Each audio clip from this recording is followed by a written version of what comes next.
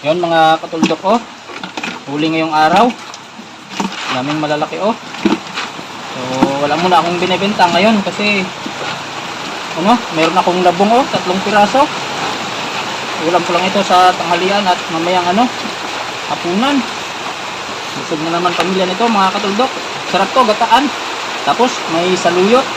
Tapos purong hipon lang. Ito lang, oh, yung mga malalaki lang. Hindi ko na isasali itong mga na to. Mga kagang, tingnan yung kagang na kasi tinanggalan ko na ng sipit agad kanina yan kasi pag hindi ko tanggalan ng sipit yan, kawawa yung mga hipon, putol-putol yung mga katawan. Sayang naman, malalaki pa naman. Grabe, lakas ng ulan kanina dun sa bundok. Isang basa na ako, buhay pa, oh. Haba ng sipit. Nagmadali nga lang akong umuwi. May mga pa, oh. Ang isda sa ilog, oh, tawag nito sa amin tubog.